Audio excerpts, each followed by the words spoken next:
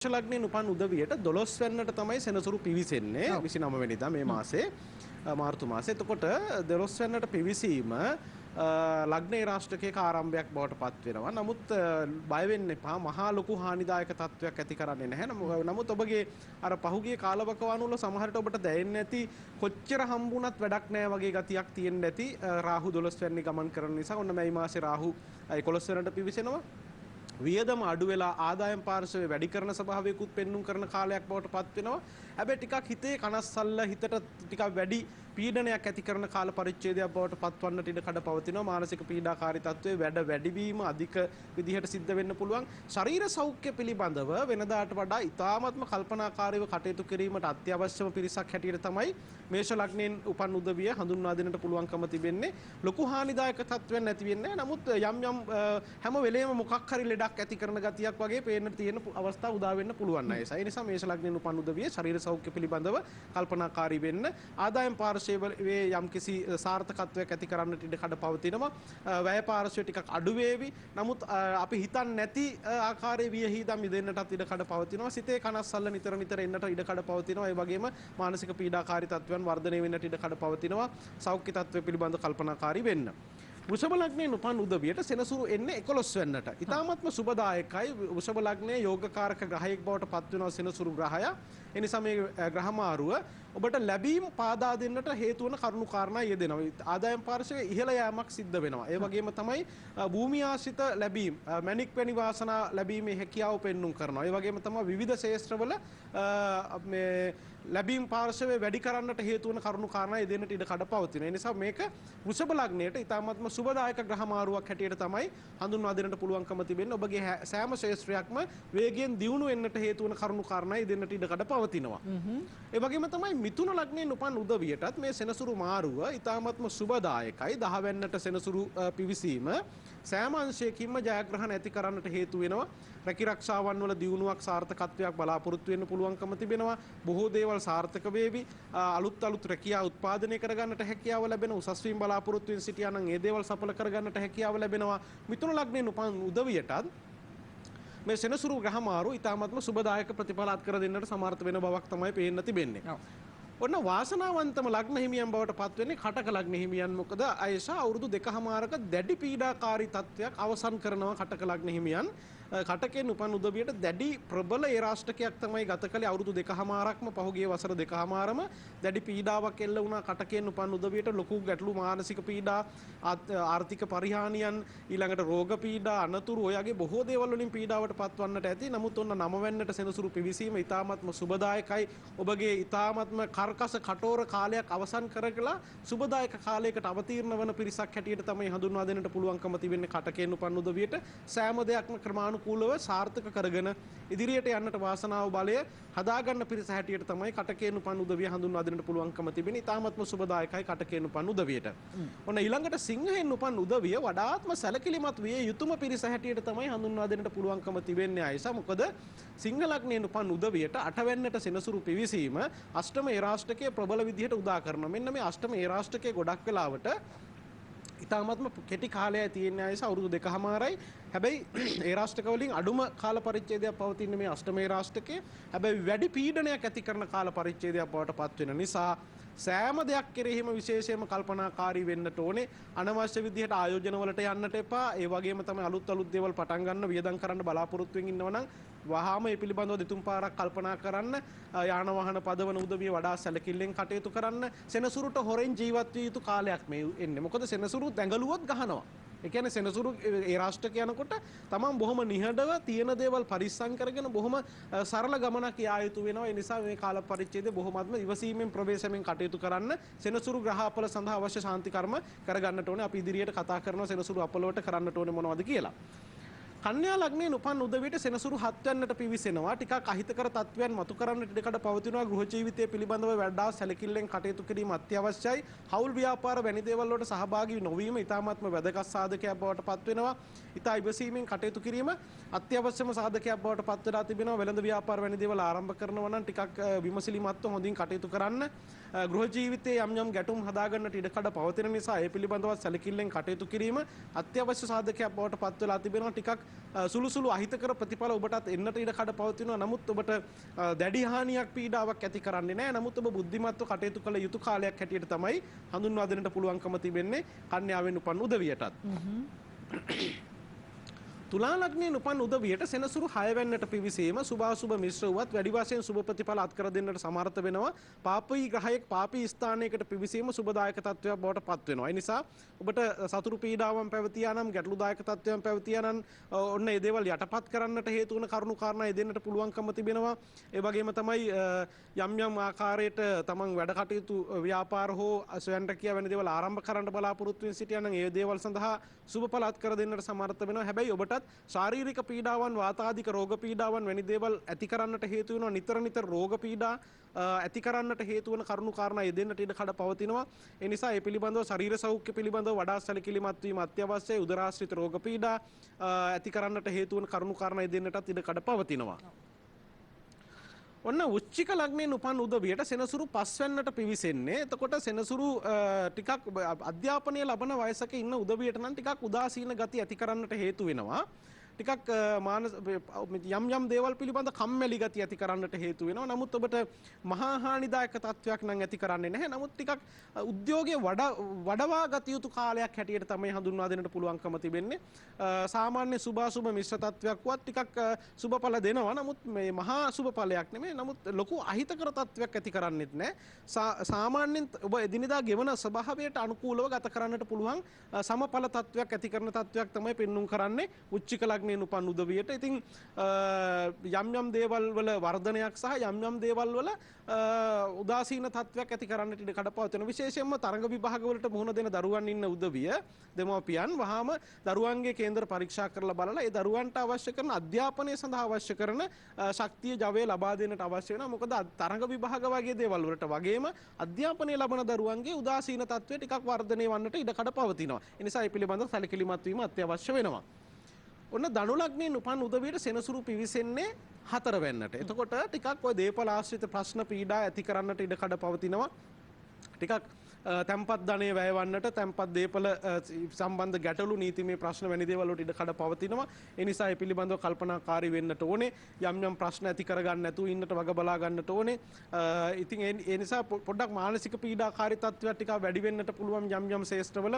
ටිකක් හිතට නිදහසක් නැති ගතිය, පවුලේ උදවියන්ගෙන් එන්නා වූ දෝෂාරෝපණ සහ තමන්ගේ දරු මල්ලන් දෙමව්පියෝ ආදී අය අතර තියෙන බැඳීම් අඩු වෙන්නට ඉඩ කඩ පවතින පරිසරයක් ගොඩ නැගෙන්නට ඉඩ කඩ පවතිනවා. මේ නිසා ධනු ලග්නයෙන් උපන් උදවිය ටිකක් කල්පනාකාරීව ඉවසීමෙන් කටයුතු කිරීම වඩාත් වැදගත් සාධකයක් බවට පත් වෙනවා. නමුත් ඔබගේ අනිකුත් ශේෂ්ත්‍රයන් රැකිරක්ෂාවල වල දියුණුව සාර්ථකත්වය ඒ දේවල් ඉතාම හොඳින් පවත්වාගෙන යෑමේ හැකියාව පවතිනවා. ලොකු හානියක් ගැටලුවක් නැහැ. සුට්ටස් දේපල ආශ්‍රිතව ඇතිවන ගැටලු සහ මානසික පීඩාකාරී තත්ත්වය ටිකක් වර්ධනය වන්නට ඉඩ කඩ පවතින තත්ත්වයක් තමයි පෙන්눔 කරන්නේ. මකර ලග්නයෙන් උපන් උදවියටත් ඔන්න අවුරුදු 7මාරක ඒ රාෂ්ටක කාල පරිච්ඡේදයේ ලග්නයේ රාෂ්ටක තත්ත්වය ඉවත් වෙලා ඉතාමත්ම යහපත් කාල පරිච්ඡේදයකට අවතීර්ණ වීමක් සිද්ධ වෙනවා. ඔබටත් ඉතාමත්ම සුබදායකයි. පහුගිය කාල පරිච්ඡේදවල තිබුණු මානසික පීඩාකාරී තත්ත්වයන් ගැටලුදායක තත්ත්වයන් බොහොමයක් අවම කරගෙන සාර්ථකව ඉදිරියට යන්නට හැකියාව ලැබෙන යහපත් කාල පරිච්ඡේදයක් උදා කරගන්නවා. ඔබත් ඉතාමත්ම වාසනාවන්ත පිරිසක් හැටියට තමයි හඳුන්වන්නට පුළුවන්කම තිබෙන්නේ මේ සෙනසුරු මාරුවත් එක්ක. ඔන්න කුම්භ ලග්නයෙන් උපන් උදවියට සෙනසුරු 2 වෙනිට පිවිසීම ලග්නෙන් සෙනසුරු දුරස් වීම ඔබගේ මනස ඉතාමත්ම නිදහස් කර ගැනීමක් බවට පත් වෙනවා. හිස උඩ තබාගත් මහා බරක් අයින් කරගත්තා වගේ සමාන තත්වයක් ඇති කරගන්නට හැකියාව ලැබෙනවා. සුබදායක ප්‍රතිඵල වැඩි වශයෙන් තිරණ කරන්නට සමර්ථ වෙනවා. නමුත සම්පූර්ණයෙන්ම සෙනසුරු ඒ රාෂ්ට්‍රිකය ගෙවෙන්නේ 2027 6 වෙනි මාසේ 2 වෙනිදා. එතෙක් ඔබට යම් ගැටලුදායක තත්වයන් සිත් රිදීම් ඇතිවන් තව දුරටත් ඇති කරන්නට හේතු වන කරුණු යෙදෙනවා. ආදායම් පාර්ශ්වයේ සුළු අඩුපාඩු ඇතිවන්නට ඉඩ කඩ පවතිනවා. යම් ගැටලුදායක තත්වයන් සුළු වශයෙන් ඇතිවන්නට ඉඩ කඩ පවතිනවා. නමුත් මහා අපල තත්වයක් ඇති කරන්නේ නැහැ. මීන ලග්නයෙන් උපන් උදවියට සෙනසුරු ලග්නයට පිවිසීම ඊතරම්ම සුබදායක වන්නේ නැහැ. ඔබත් ටිකක් කල්පනාකාරී වෙන්නට ඕනේ. මානසික නිදහස බොහොමයක්ම ඉවත් වන්නට ඉඩ කඩ පවතිනවා. දුක් කරදර ටිකක් එන්නට ඉඩ කඩ පවතිනවා. ටිකක් හැමතිස්සෙම මොනවා හරි ප්‍රශ්නයක් තමන්ගේ හිස මත කඩා වැටෙන්නට ඉඩ කඩ පවතිනවා.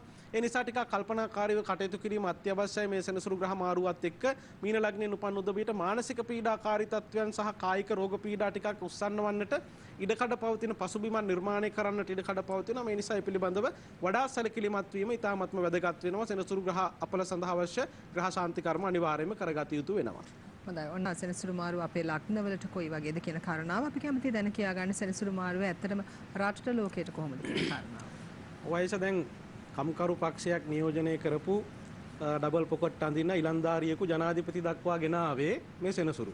පහුගිය කාලවකවානුව සෙනසුරු කම්කරුවාගේ බලය විහිදුවපු කාලවකවානුවක්. මකර සහ කුම්භ රාශිවල තමයි පසුගිය වසර 5 ඇතුළත මේ සෙනසුරු ගමන් කළේ.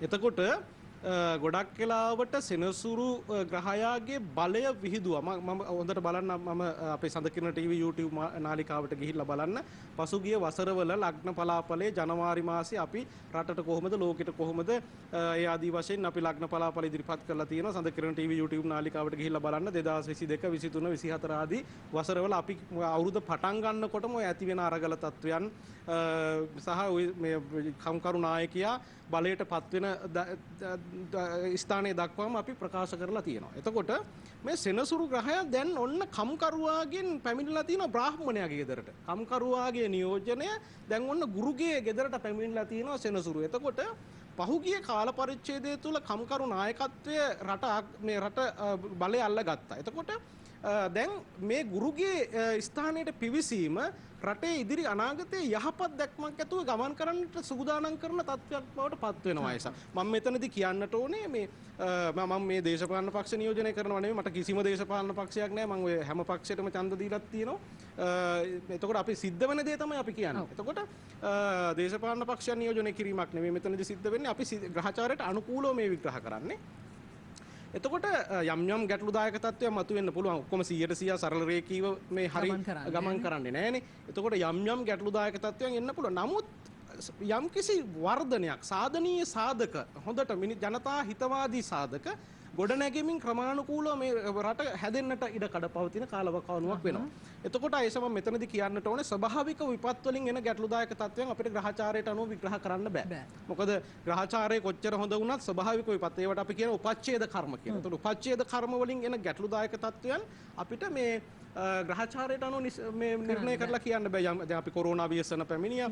ඊළඟට ඔය යම් යම් සුනාමි වගේ ව්‍යසනයන් සුලිසුලන් ඒ වගේ තත්ත්වයන් ඊළඟට දැන් මේක සතර මහා ධාතුන් මේ මෙහෙට මෙහෙට කුපිත වෙමින් නෙමේ හැමදේම අපේ ශරීරය ගත්තත් පරිසරය ගත්තත් මේ එතකොට මේ මොනවද මේ පඨවි ආපෝ තේජෝ වායු කියන කොටස් ටික මේ නිතරම කිපෙමින් යන ස්වභාවයක් නේද? එතකොට මේක න්‍යාම ධර්ම වලට අදාළව එන දේවල් අපිට කියන්න බෑ. නමුත් ඉදිරි කාලවකවානෝ රටේ යම්කිසි ක්‍රමයක් හැදෙමින් ඉදිරියට ජනතා හිතවාදී විදියට ජනතාවගේ සාර්ථකත්වය ජනතාව අතරට මිල මුදල් ගලන ක්‍රමවේද ඊළඟට ජනතාව බොහොම ටිකෙන් ටික සතුටෙන් ජීවත් වෙන්නට පුරුදු වෙන කාල පරිච්ඡේදයක් බවට පරිවර්තනය වීමේ හැකියාව තියෙනවා. ලෝකේ වශයෙන් ගත්තත් අර දැන් පහුගිය කාලවල පැවතුන අර මහා දැවැන්ත යුද ගිනිදැල් ටිකක් යට ගිහිල්ලා ටික සාමදානෙන් යන කාලවකවානුවක් උදා වෙන්න පුළුවන්. මොකද සෙනසුරු එන්නේ ගුරුගේ තැනට. එතකොට ගුරුගේ තැනට ආපුහම බ්‍රාහ්මණයාගේ ගෙදරට ආපුහම අර මහා හානි ඇති කරන්නේ ලෝකේ ටිකක් කූල් ඩවුන් වෙන්න පටන් ගන්නවා. ඉතින් එවැනි තත්ත්වයන් ඇති වෙන්න පුළුවන්. හැබැයි ස්වභාවික විපත් නම් මිනිසුන්ගේ තෘෂ්ණාව බලවත් වීමත් එක්ක වර්ධනය වෙන දෙයක් ඒක. ඒ නිසා ගොඩක් වෙලාවට ස්වභාවික විපත් වලින් නම් පීඩා බොහෝ දුරට එන්න පුළුවන්. අපි කතා කරමින් ඉන්නේ මේ මාර්තු මාසේ 29 වෙනිදා සෙනසුරු මාරුවක් සිද්ධ වෙනවා. ඒ පිළිබඳව අතන මහාන් මහත්මයා දැන් ප්‍රබල සෙනසුරු ඒ රාෂ්ට්‍රක අපල තියන අය කොහොමද මේ අපලෙන් ගැලවෙන්නේ? වයස සෙනසුරු ඒ රාෂ්ට්‍රකයක් එනකොට සෙනසුරුගේ දසාවක් එනකොට අපි වෙනමම සූදානම් වෙන්න ඕන ඒකට. මොකද දැන් අපි වෙනදා ගත කරපු චර්යාවන් වෙනස් කරගන්න. මොකද හේතුව සෙනසුරු ඒ රාෂ්ට්‍රකයක් කියලා කියන්නේ ටිකක් භයානකයි. ඒක දැන් විශේෂයෙන්ම අෂ්ටමේ රාෂ්ට්‍රක, ජන්මේ රාෂ්ට්‍රක කියන ඒවා තමයි තද බල විදිහට පීඩා කරන. දැන් අපි ඔය මම දැන් ඔය කියපු ග්‍රහ ලග්න වලට සමහර අයට සුබඵල කිව්වට දැන් චන්ද්‍රයා පිහිටලා ඉන්න ස්ථානය අනුව සමහර අයට ජන්මේ රාෂ්ට්‍රක, ලග්නේ රාෂ්ට්‍රක දෙකම එකට වැටෙන අවස්ථා තියෙනවා. ජන්මේ රාෂ්ට්‍රක, අෂ්ටමේ රාෂ්ට්‍රක එකට වැටෙන අවස්ථාවන් තියෙනවා. ඊළඟට චන්ද්‍රයා ඉන්න ස්ථානය අනුව ජන්මේ රාෂ්ට්‍රකයේ ප්‍රබල වෙනවා අනිත් සුබඵල කියපු මේ ලග්න වලටත්. ඒ නිසා අනිවාර්යයෙන්ම මේ සෙනසුරු මාරුවත් එක්ක ඔබ කේන්දරය පරීක්ෂා කරගත යුතුමයි. හේතුව මේ ඔබට නරක කාලයක් එනවා නම් ඔබ ඊ타ත්ම කල්පනාකාරී වෙන්නට ඕනේ. නොගැලපෙන ආයෝජන වලට නොයා ඉන්න දැනගන්න ඕනේ. ඊළඟට රස්සාවන් එහෙට මෙහෙට මාරු කරන්නේ නැතුව ඉන්න දැනගන්න ඕනේ. ඊළඟට ගොඩක් වෙලාවට වාහනයක් පදිනවා නම් යතුරු පැදියක් පදිනවා නම් බොහොම පරිස්සමින් පදින්න ඕනේ. රෑපානේ ගමන් බිමන් අඩු කරගන්න ඕනේ. විදේශගත වෙන්න දෙන ස්වභාවය අඩුයි සෙනසුරු ඒ රාෂ්ට්‍රක තියෙනකොට. එතකොට විදේශගත වෙලා ඉන්න උදවියට හිතෙනවා කඩාගෙන බින්දගෙන ලංකාවට එන්න. ඒ වීසා එකත් කැන්සල් කරගෙන එන්න හිතෙනවා. ඒක කරන්න එපා. මොකද හේතුව ඔබ සෙනසුරුට කොටු කරගන්න තමයි ගෙන්නන්න හදන්නේ. ඒ නිසා විදේශගත වෙන්න එතකොට දැන් ඔය සෙනසුරු ඒ රාෂ්ට්‍රය කෙනකොට මෙහෙ එපා වෙලා කලකිරිලා රස්සාවෙන් ඔක්කොටම කලින් අයින් වෙලා රට යන්න හදනවා. අන්තිමට රස්සාවත් නැහැ මේ රට යෑමක් නැති වෙනවා. ඒ වගේ අදූරදර්ශීව කටයුතු කිරීමෙන් වැළකී යුතු වෙනවා ඒ කාලවලදී. ඒ කාලේ සෙනසුරට හොරෙන් බොහොම පරිස්සමෙන් ඉන්න ඕනේ දැනගන්න. මුකුත් ලොකු වැඩවලට අත ගහන්න එපා. ලොකු ආයෝජන වලට යන්න එපා. බොහොම කල්පනාකාරීව කටයුතු කරන්නට ඕනේ. ඒ වගේම තමයි කේන්ද්‍රයට අනුව කේන්ද්‍ර පරීක්ෂා කරලා බලලා ඒ ග්‍රහ අපල සඳහා තියෙන ශාස්ත්‍රීය ප්‍රතිකර්ම තියෙනවා. යන්ත්‍රමාලාවන් පැනඳවීම, ශාන්ති කර්ම පුද පූජාවන්, ඊළඟට දානමාන පින්කම් කුසල් කර්ම. දැන් සෙනසුරු පෙන්වන්නේ හිඟන්නෙක්නේ මේ හිඟන ග්‍රහයක්. එතකොට මේ නිතරම කපුටෙක් ළඟ කැරකෙනවා.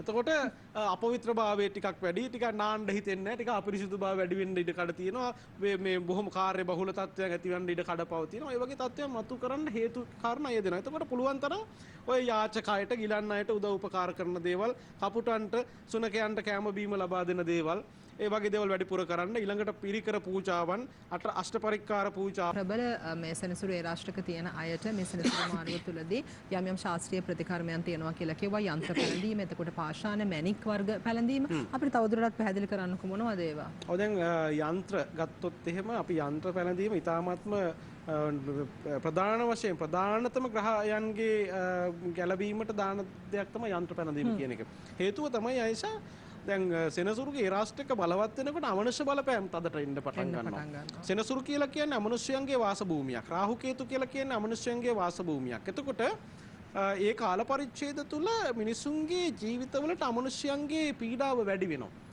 ඒක ඉවත් කරන්න හොඳම ප්‍රතිකර්මය තමයි අපි යන්ත්‍ර පැළඳීම කියන්නේ. මොකද හේතුව සෙනසුරු එඩ්ගාගේසි ප්‍රකාශ කරන සෙනසුරු තුල කැඩෙමින්, බිඳෙමින්, හාවෙමින්, යාවෙමින් ඉන්න යම්කිසි අමනුෂ්‍ය කොට්ටාශයක් වාසය කරන බව. එතකොට ඒ වගේ බලපෑම එතකනේ අපේ සෙනසුරු ඒ රාෂ්ට්‍රයක ලබනකොට අපේ අතපය කඩන්නේ. එතකොට ඒ වගේ තත්ත්වයන් මතු කරනවා. ඒ නිසා යන්ත්‍ර පැළඳීම අනිවාර්යෙන් කරන්න ඕනේ. අනිත් කාරණේ තමයි ආයේෂා ගල් මේ කියන්නේ මැණික් ගල් පැළඳීම් වගේ දේවල් වලට යනකොට බොහොම පරිස්සම් වෙන්න ඕනේ. සෙනසුරු කියපු ගමන් ඔබන්නේ කාක නිලයි නිල් ගලයි දානවා. මේක වැරදි ක්‍රමයක්. ඒ නිසා පැහැදිලිව අවබෝධ කරගන්න ඕනේ තමන්ගේ කේන්ද්‍ර සටහනේ යෝගකාරක ග්‍රහ බලය ශක්තිමත් කරනවා විනා සෙනසුරුට අදාළව කාක නිල් පැළඳීම කරන්න එපා. හේතුව සෙනසුරු තව ආකර්ෂණය වෙනවා. දැන් හුඟක් වෙලාවට මේ ලංකාවේ ජෝතිෂවේදී නිර්දේශ කරන්නේ සෙනසුරු ලැබපුවාම කාකනිල්, රාහු ලැබපුවාම ගෝමේද, කේතු ලැබපුවාම වෛරෝඩි ඔය විදිහට දානවා. ඒ ආකර්ෂණ බල හටගන්න ක්‍රමය තමයි මේ පොතේ සඳහන් වෙලා තියෙන්නේ. නමුත් ඒකෙන් අදහස් කරන්නේ නැහැ සෙනසුරු ලැබනකොට අනිවාර්යෙන් කාකනිල් පළදින්න කියලා. ඒක වැරදි ක්‍රමයක්. ඒ නිසා කේන්දරේ පරීක්ෂා කරලා තමාගේ කේන්දරේ සුබදායක ග්‍රහ බලය, ග්‍රහ ශක්තිය වර්ධනය කරන්න අවශ්‍ය කරන පාෂාණ තමයි පළඳලා සෙනසුරුගේ බල යටපත් කරන්නට අවශ්‍ය වෙන්නේ. දැන් ඒක හරියට මේ අවබෝධයෙන් කළ යුතු දෙයක් බවට